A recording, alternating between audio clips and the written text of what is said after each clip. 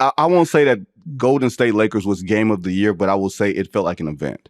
And it was something that people had to stay up for, especially in the immediate sort of limelight of Denver, Philadelphia, where Joel Embiid again did not play against Nikola Jokic. He hadn't played there since 2019.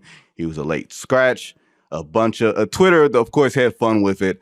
And when you remove that, and then you have LeBron and Steph, clearly both of them in the twilight of their career, able to produce great theater like that on call. There were multiple times that I thought Golden State had the game lost. Then multiple times I thought Golden State had the game won. And LeBron was fantastic. And producing what he's able to produce. Like Fred, I know he can't do that in the playoffs. But for a game or two, like in a series, if they actually get there. Same for Steph. Like asking them to do that 4 or 5 games is a bit much. But doing this, it's almost like being on Broadway. And you're finding like that great actor who's been on stage or who's been in movies and an A-lister going on stage and just doing it in front of you. And you're like, wow, this is really cool. I mean, he's starting the All-Star game because he's LeBron James. And that third forward spot in the West, I thought was really hard. To be clear, yes. I didn't have a vote, but I go through it. But you know you're going to have KD and you know you're going to have Jokic. And then you have that third front court spot, and it could be LeBron. It could be Kawhi. Yep. It could be Anthony Davis.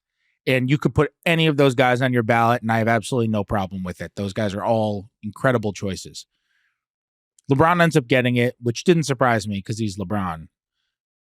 But like the year he's having right now is insane. And you look at the Lakers offense and it really struggles. Their half-court offense really struggles.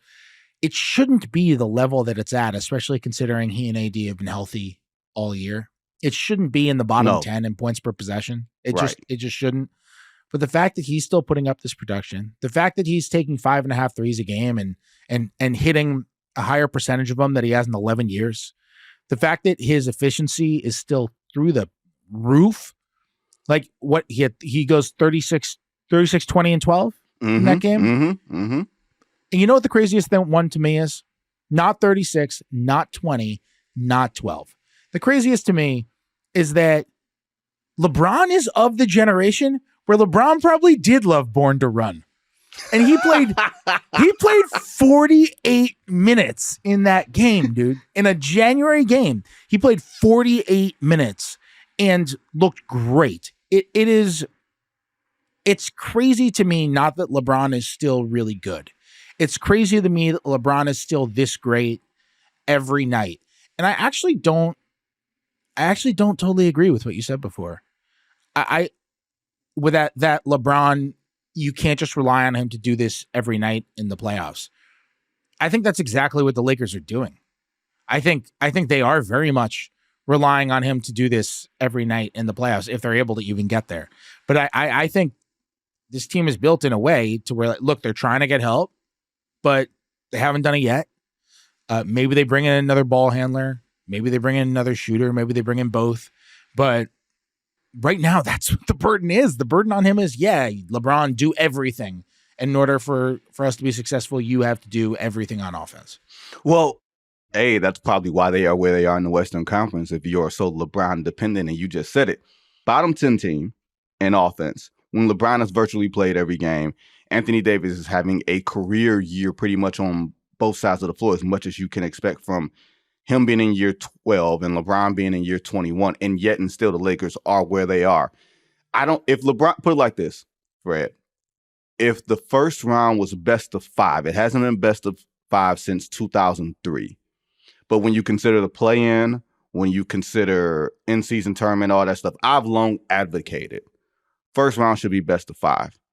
If you see Steph Curry in a best of 5, you see LeBron in a best of 5, you are scared out of your bleeping minds, because all it takes is for one of those guys to go on a bender. All it takes is for one of those guys to go on a quick heater, and you are in big-time trouble. Minnesota, Oklahoma City, right?